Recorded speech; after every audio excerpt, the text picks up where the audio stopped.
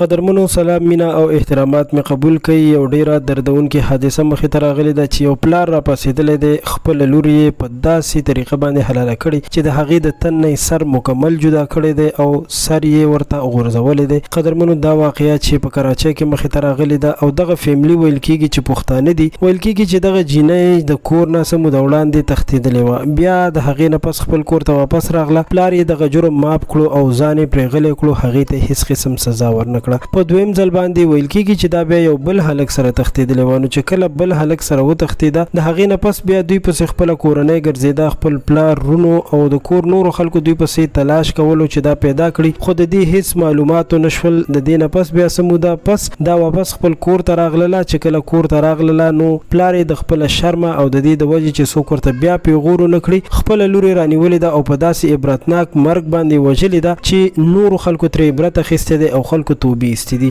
قدرمنو یقینا چې دا ډیره زیاته دردونکې او افسوسناکه واقعه ده، خو د دې هر څه نه وړاندې که یو څوک خپل اولاد داسې وجني، د دې نه مخکې پکار ده چې په خپل اولاد نظر وساتي، هغه د موبایل نه وساتي، د هغه په ګرځېدو باندې یا د هغې په د روزمره ژوند په سرګرمیانو باندې خیال وساتي چې هغه چا سره خبرې کوي یا د هغې د سکول یا د کالج ملګري څنګه دي یا هغه چا سره کینی پاسي. نو د دې هر څه که خیال وساتل شي هیڅکله به هم داسې واقعیت او داسې خبرې مخې ته رانشي چې یو جینۍ دی د پلار د لاسه قتل شي یا د رور د لاسه دی قتل شي. ځکه چې کله هم جینۍ په حیا عزت کې وي نو داسې واقعیات او داسې حالات مخې ته نه راځي. الله تعالی دې جینۍ ته مغفرت نصیب کړي. پلار یې اوس ویل کېږي چې پولیسو نیولی دی او د هغه نه تفتیش شروع دی، خو د تفتیش پکې څه خبره نه جوړېږي. هغه د خپل جرم اقرار کړی دی، ویلي دي چې ما خپله لور په دې وجه باندې ووژله.